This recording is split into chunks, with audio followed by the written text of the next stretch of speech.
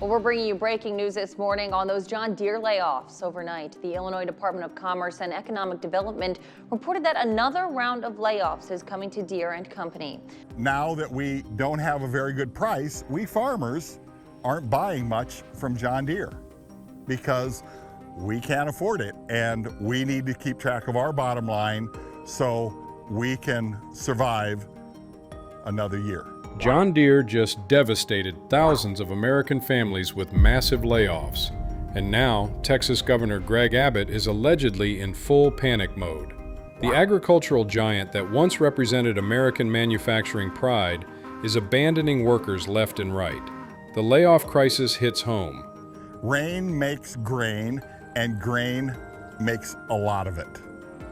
So that is the perplexion of why John Deere is laying off people and why there's so many problems in the ag industry today. Let's tell you something that the mainstream media doesn't want you to understand. What's happening with John Deere right now isn't just about one company making business decisions. This is about the systematic destruction of American manufacturing, and it's sending shockwaves through every farming community in this nation. From the cornfields of Iowa to the cotton farms of West Texas, families are waking up to a nightmare they never saw coming. The next year will be by far one of the most challenging years economically. Since 2015, John Deere has cut more than 4,500 jobs across its U.S. operations.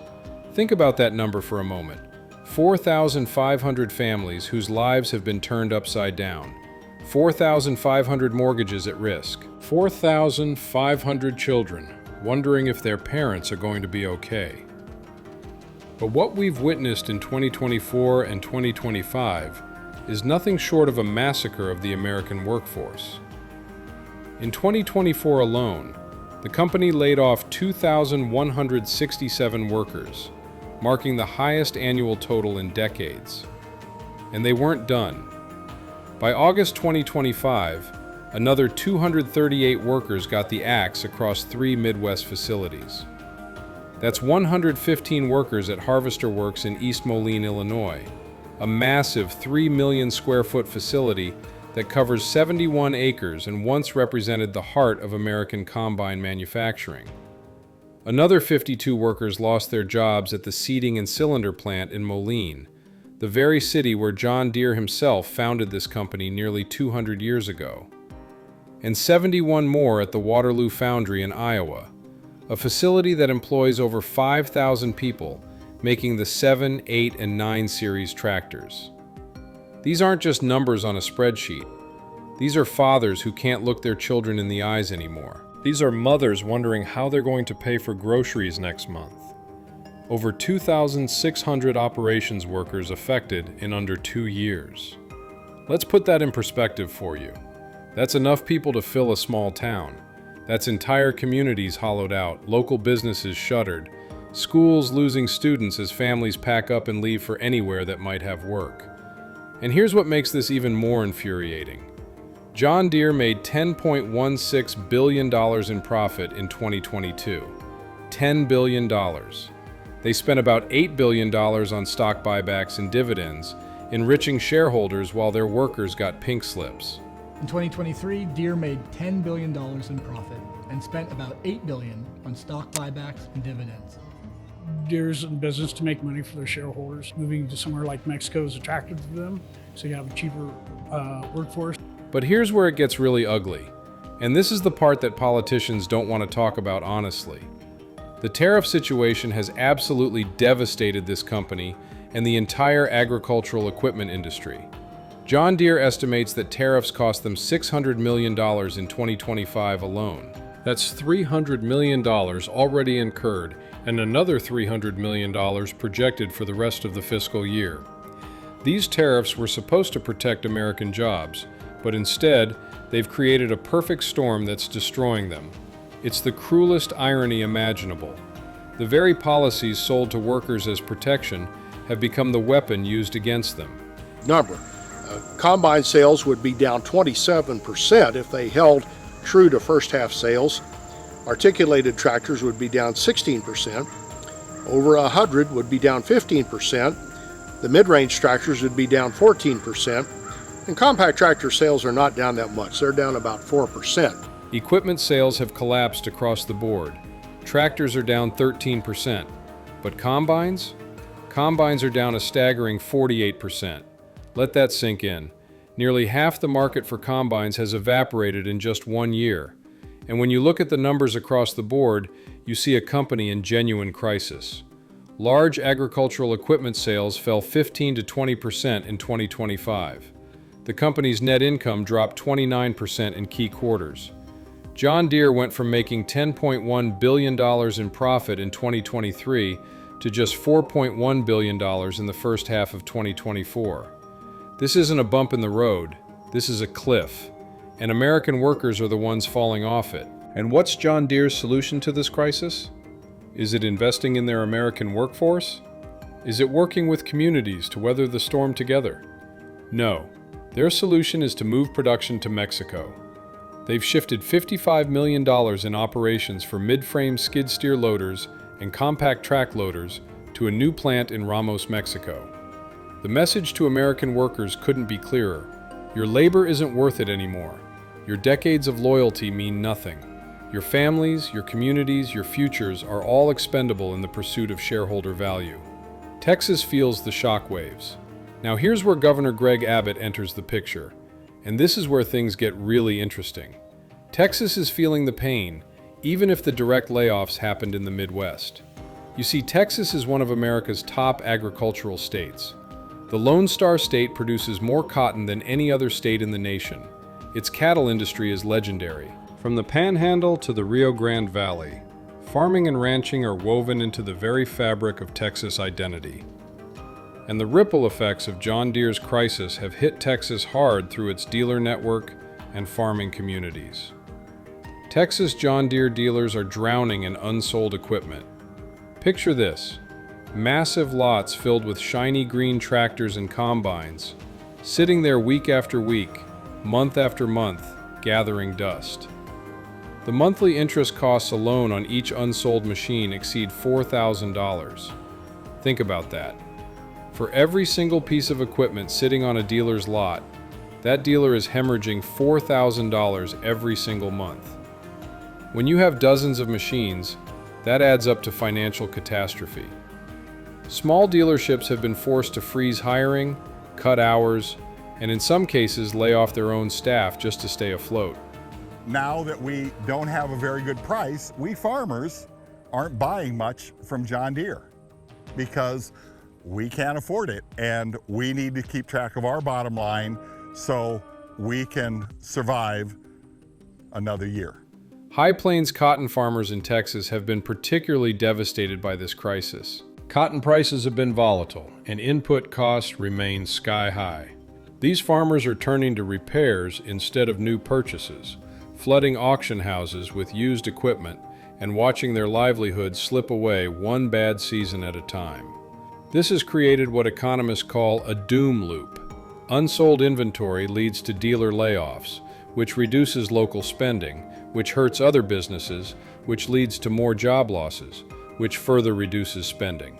It's a vicious cycle with no easy exit. The community effects extend far beyond the farm gate. Rural Texas towns are experiencing job market instability, the likes of which they haven't seen in decades. Young families are packing up and leaving for cities where jobs still exist. Schools are losing students, which means losing state funding, which means cutting programs and teachers. Local churches that once had full pews on Sunday mornings now echo with emptiness. Main Street businesses that have served these communities for generations are closing their doors, putting up for sale signs that nobody answers. And it's not just John Deere suffering through this agricultural apocalypse. The entire agricultural equipment industry is in free fall. Case New Holland has been laying off workers too, following the same playbook of cutting American jobs while searching for cheaper labor elsewhere. In April 2024, CNH let 200 employees go at their Racine, Wisconsin plant. Then came the real gut punch that showed workers exactly where they stand in the eyes of corporate America. Case announced tentative plans to close its Burlington, Iowa plant entirely, eliminating over 300 jobs. products built there would move to Italy and a non-union plant in Kansas. Year 2. Because when you got a lot of it and it isn't worth much, it's hard to make ends meet. Because our bottom line, all of us farmers are going to struggle to put inputs in for next year to make it work. The human cost of these corporate decisions cannot be overstated, and I want to take a moment to really drive this home. These aren't just statistics. These are real people with real lives being destroyed. I've read stories that would break your heart. One laid-off employee was terminated just 1 year before their 401k vested, losing $13,000 in potential retirement funds, along with their health insurance and any sense of stability they had built over years of loyal service. Another story involves a newlywed couple who both lost their jobs unexpectedly, watching their future plans and dreams crumble in an instant. They went from planning their future together to wondering if they could afford rent. The fight back and what's next. So what's being done about this crisis? Let's look at the government response because, frankly, it's been a mixed bag of promises, political theater, and not nearly enough action. Politicians from both parties have talked a good game, but workers are still losing their jobs and communities are still suffering. Former President Trump publicly threatened John Deere with a 200% tariff on imports if the company proceeded with moving production to Mexico. This was during a September 2024 event in Pennsylvania, where he stated his commitment to protecting American jobs and made headlines with his characteristically bold rhetoric. It was supposed to be just a regular meeting. As we walk into the room, we see individuals that don't normally go to our agenda meetings. Tracy Chu has worked at Case for 12 years. Her husband, daughter, and son-in-law worked there too.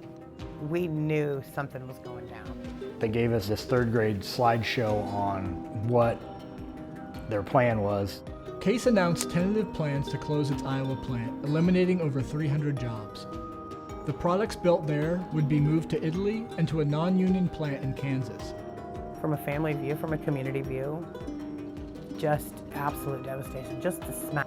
Trump also called for agricultural equipment manufacturers to lower prices as part of a $12 billion farmer relief program announced in December 2025. But here's the irony that critics on both sides are quick to point out. The very tariffs that Trump championed during his first term are a major factor contributing to the layoffs happening now. The tariffs raised material costs for American manufacturers, hurt export competitiveness, and reduced overseas demand for U.S. crops, which in turn limited farmers' buying power. It's a painful paradox that workers are caught in the middle of, being squeezed from every direction. On the Democratic side, the Biden administration faced calls from labor groups and progressive organizations to intervene more forcefully. Suggestions included conditioning federal subsidies on retaining U.S. jobs, or threatening to withhold taxpayer funds if production moved abroad. However, no direct executive actions specifically addressing John Deere were ever issued by the White House. Democratic Congressman Eric Sorensen from Illinois sent a letter to John Deere leadership demanding explanations for the layoffs and accountability for the devastation in his district. But letters don't put food on tables or pay mortgages. The United Auto Workers Union has been the loudest and most consistent voice demanding change. UAW workers traveled to Washington, D.C. in December 2025 to demand federal action against plant closures and job exports. They've released videos and held press conferences condemning what they call corporate greed that puts shareholder returns ahead of worker welfare. They've highlighted the $43 billion John Deere has spent on stock buybacks while workers lose their livelihoods, their health care, their retirement security.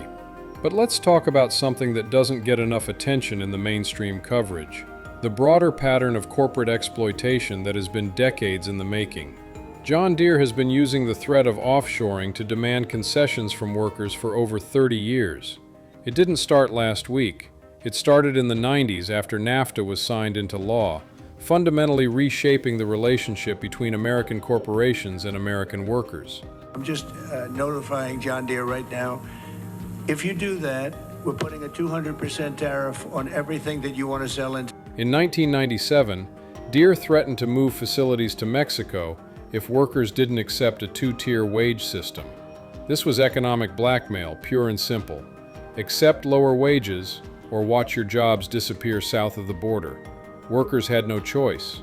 The two-tier system meant lower pay for new hires, effectively zeroing out years of wage and benefit gains for future employees. It pitted younger workers against their more senior colleagues, creating resentment and division in workplaces that had once been united.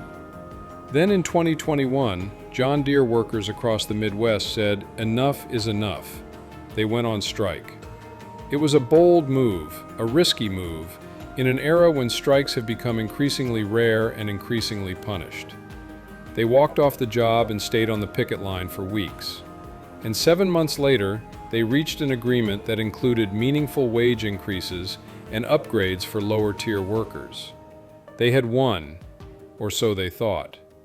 And there's another crisis brewing that few people are talking about, but it affects every farmer in America: the right to repair. John Deere has been systematically locking farmers out of their own equipment for years, turning the simple act of fixing a broken sensor into a corporate hostage situation. When Walter, a third-generation Montana farmer, had his tractor shut down during busy season, he couldn't even diagnose the problem himself. It really got started in the 90s, after NAFTA.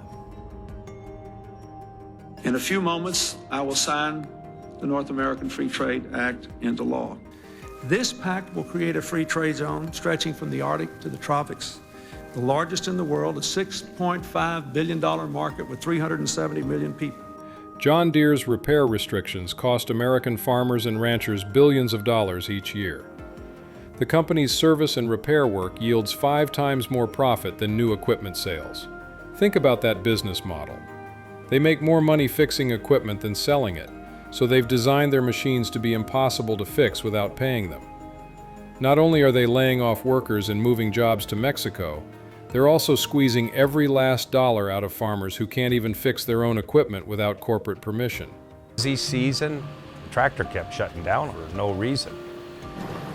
It was weird. It would just randomly shut down. And so I thought maybe it was something in the fuel system. I changed the fuel filter, but it kept doing it. So then I finally called our John Deere mechanic, and he said, really the only way we can figure this out is we got to hook up a computer and download the error codes. And I said, all right, can I come in and borrow it? Oh no, we don't do that. I said, okay, I'll rent it. How much does it cost to rent it? No, we don't rent it. So where do we go from here? What does the future hold for American agriculture and American manufacturing? As of January 2026, John Deere has confirmed that salaried employees, including executives, will receive no pay raises for fiscal year 2026. That's a signal that the company is expecting continued tough times ahead. The new factory they're building in Mexico is scheduled to be up and running in 2026. More American jobs will disappear across the border. The cycle continues. The question isn't whether Governor Abbott panicked. The question is, what are we going to do about it? What are our elected officials, regardless of party, going to do? We need comprehensive federal right-to-repair laws that give farmers control over their own equipment. We need trade policies that actually protect American workers instead of enriching shareholders. We need to hold corporations accountable when they make billions in profit while devastating communities. We need leaders who will put workers before stock prices. The history of John Deere is the history of American agriculture itself. Founded in 1837, when blacksmith John Deere invented the first commercially successful self-scouring steel plow in Grand Detour, Illinois, this company helped transform the American Midwest into the breadbasket of the world. For nearly 2 centuries, John Deere has been synonymous with American innovation, hard work, and the can-do spirit that built this nation. The leaping deer logo became a symbol of quality, reliability, and American pride. But somewhere along the way, the company lost its soul. That leaping deer logo that once symbolized American pride and craftsmanship now represents corporate greed and worker exploitation. The company that John Deere himself built with his own hands in a small Illinois blacksmith shop has become everything he would have despised. The man who invented a plow to help farmers work their land would be heartbroken to see his company treating farmers as profit centers to be exploited rather than partners to be served. Whether Texas Governor Greg Abbott truly panicked or not, one thing is certain: American workers are right to be angry. American farmers are right to be scared, and we all should be demanding better from the companies that built their empires on the backs of hardworking Americans. The question now is whether we have the collective will to do something about it. The stakes couldn't be higher. Every factory that closes, every job that moves overseas, every family that loses their livelihood represents a failure of our economic system to protect the very people who make it work. John Deere's story is America's story. It's a cautionary tale about what happens when corporate profits become more important than corporate citizenship, when quarterly earnings reports matter more than the communities that made those earnings possible in the first place. If you found this video valuable, hit that like button and subscribe for more content exposing corporate America. Drop a comment below telling me how these layoffs have affected your community. Share this video with someone who needs to hear this story.